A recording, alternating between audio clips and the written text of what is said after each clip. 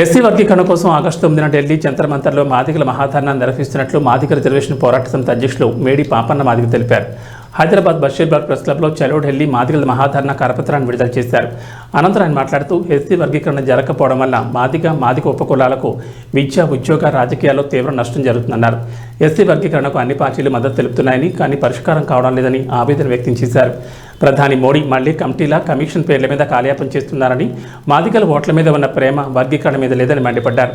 మాదిగల మహాధర్నాకు CPM Sitaram Yechury, CPI రాజా హాజరు కానున్నట్లు పేర్కొన్నారు.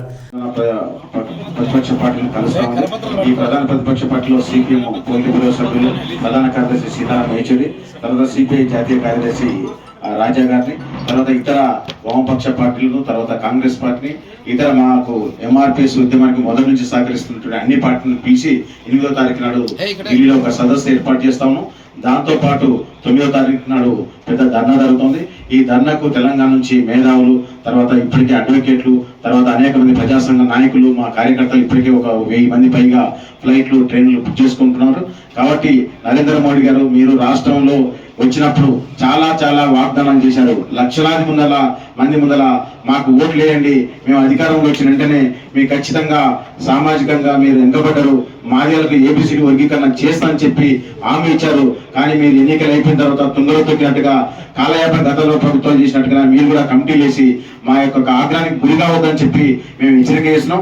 ఒకవేళ ఈ పార్లమెంట్ సమావేశంలో బీజేపీ ప్రభుత్వం మా ఏబిసిడి వర్గీకరణ స్పష్టమైన వైఖరి తీసుకుని జీవో తీసుకురాకుంటే, ఆర్డర్ తీసుకురాకుంటే, భవిష్యత్తు కాలంలో తెలంగాణకు అడుగు పెట్టకుండా ఖచ్చితంగా బీజేపీ నాయకత్వాన్ని అడ్డుకుంటామని చెప్పి మాదిగ రిజర్వేషన్ పోరాట సమితి ఎంఆర్పిఎస్ మేడిపాపన నాయకత్వంలో ఒక హెచ్చరిక కూడా చేస్తాము. ఎస్సీ వర్గీకరణ,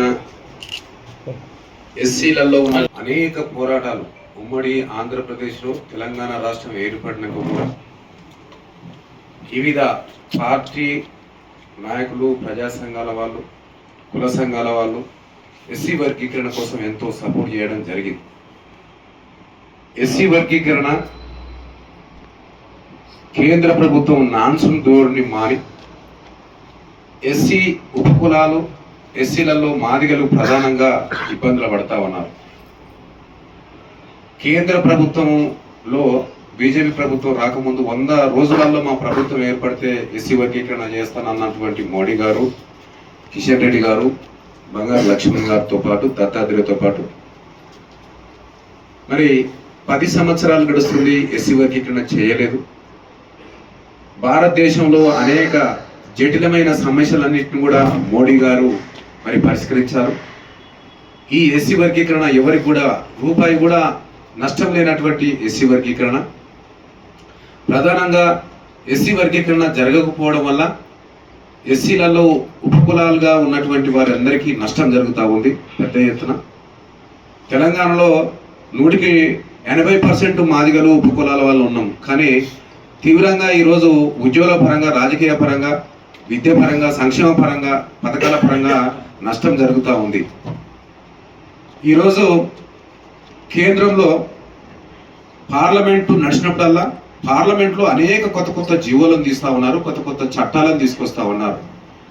మరి నరేంద్ర మోడీ గారు మొన్న అసెంబ్లీ ఎన్నికలలో మాదిగల వేదికపైకి వచ్చేసి నేను ఖచ్చితంగా మాదిగల పక్షాన ఉన్నాను, మాదిగలకు మేము ఎస్సీ వర్గీకరణ చేస్తా నేనే అని చెప్పడం జరిగింది.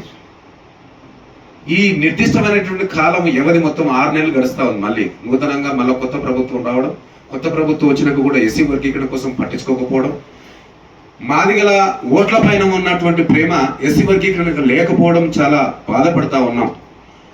ఈ రాష్ట్రంలో మొత్తం మీద కేంద్ర ప్రభుత్వం తెలంగాణ మీద ఎంత నిర్లక్ష్యం చేస్తూ ఉందంటే, మాదిగల సమస్య పట్ల, మాదిగల అభివృద్ధి పట్ల, మాదిగల సంక్షేమం పట్ల కేంద్ర ప్రభుత్వం నుంచి వచ్చే వనరులు, కేంద్ర ప్రభుత్వం నుంచి వచ్చే సంక్షేమ పథకాలు, ఇక్కడ ఈ రాష్ట్ర ప్రభుత్వం, గత ప్రభుత్వం కూడా అనేక రకాలుగా ఎస్సీ వర్గీకరణ కోసము కేసీఆర్ గారు అయితే నిండు అసెంబ్లీలో ఉండి కూడా నేనే ఎస్సీ వర్గీకరణ కోసం నాయకత్వం వహిస్తున్నాడు.